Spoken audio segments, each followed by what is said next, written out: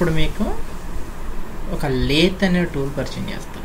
Suppose lathe అంటే మీకు రౌండ్గా ఉండేటువంటి పిల్లర్స్ కానీ ఇలాంటివన్నీ కూడా రౌండ్ టైప్ ఆబ్జెక్ట్స్ ఉండేటువంటివి కానీ లేత్లో వస్తాయి అన్నమాట. చూడండి, లేత్లో లైన్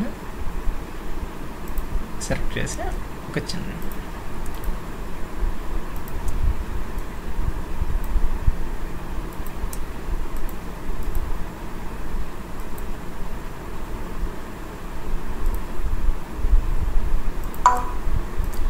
చూసారు కదా, ఇది సైడ్ నుంచి ఒక చిన్న పిల్లర్ సెక్షన్ తయారు చేశారు.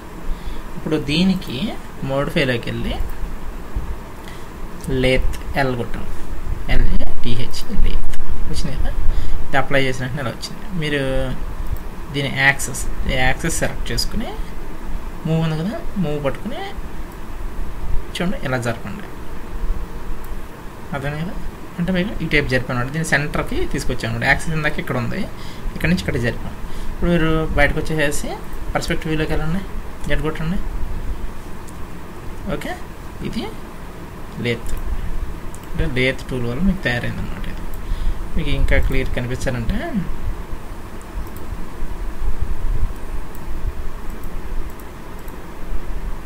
ఓకే, ఫ్లిప్ నార్మల్ అని పెట్టేసి ఇన్ని క్యాపిటల్స్ ఉంటాయి అనమాట. ఫ్లిప్ నార్మల్ అని పెట్టేటప్పుడు మామూలు కనిపిస్తుంది. ఓకే, ఇది లేత్. ఇలాంటి రకరకాల షేప్స్ మీరు తయారు చేయొచ్చు లేత్ ఉపయోగించుకుని. ఈ పిల్లర్స్ కింద సపోజ్ ఇప్పుడు మళ్ళీ చూడండి, ఇదే లైన్ని మనం అంటే ఫ్రంట్ వ్యూలోకి వెళ్ళాం అనుకోండి, షేప్ గీసాం కదా. సపోజ్ ఈ లైన్ F6 పట్టుకుని ఇలా జరిపామనుకోండి. సపోజ్ ఈ చివరి ఏరియా ఫిల్లెట్ కొట్టాను అనుకోండి. అంటే ఇవన్నీ మీరు చిన్న చిన్న మోడిఫికేషన్స్ చేసి చూసుకోవాలన్నమాట. రకరకాలుగా నేను గీసిన షేప్సే కాకుండా సపోజ్ ఫిల్లెట్ కొడుతున్నాను ఇక్కడ. ఓకే, చూడండి మన పర్స్పెక్టివ్ చూడండి.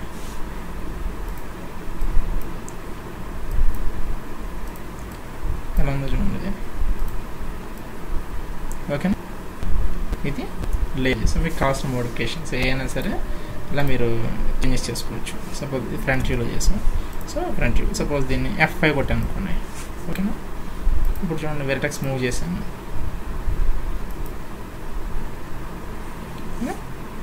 పర్స్పెక్టివ్ చూడండి.